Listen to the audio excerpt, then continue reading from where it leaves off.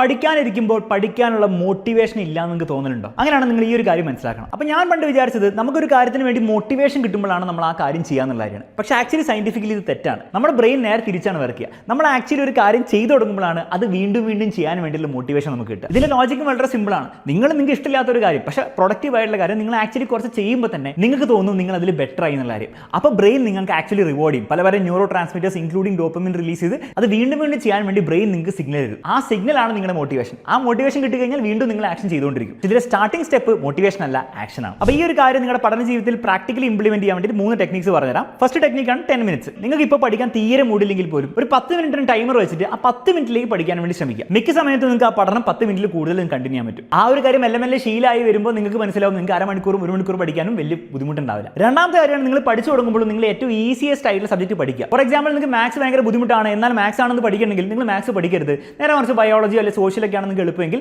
ആ സോഷ്യലോ ബയോളജി വെച്ച് പഠിച്ചു തുടങ്ങുക. അപ്പോഴുള്ള ഗുണം എന്ന് വെച്ചാൽ ആദ്യത്തെ ഒരു 10 മിനിറ്റ് നിങ്ങൾക്ക് ഈസി ആയതുകൊണ്ടും ബ്രെയിൻ നിങ്ങൾക്ക് സിഗ്നൽ തരും ഈ പരിപാടി നമുക്ക് പറ്റിയ പരിപാടിയാണ്, നമുക്ക് ഇനിയും ചെയ്തുകൊണ്ടിരിക്കുക എന്ന് പറയുന്ന സമയത്താണ് നിങ്ങൾ ആക്ച്വലി എന്ത് ചെയ്യേണ്ടത്, നിങ്ങൾക്ക് ബുദ്ധിമുട്ടുള്ള സബ്ജക്ട്സ് നിങ്ങൾ മെല്ലെ ഇൻക്ലൂഡ് ചെയ്യേണ്ടത്. മൂന്നാമത്തെ ടെക്നിക്കാണ് പൊമോഡോറോ. ഇതുകൂടാതെ ബാക്കിയും പല കാര്യങ്ങളും മനസ്സിലാക്കണമെങ്കിൽ ഒരു ഡീറ്റെയിൽ വീഡിയോ ഞാൻ ഇവിടെ ചെയ്തിട്ടുണ്ട്. അതിന്റെ ലിങ്ക് കിട്ടണമെങ്കിൽ പൊമോഡോറോ എന്ന് പറഞ്ഞ് കമന്റ് ചെയ്യാം.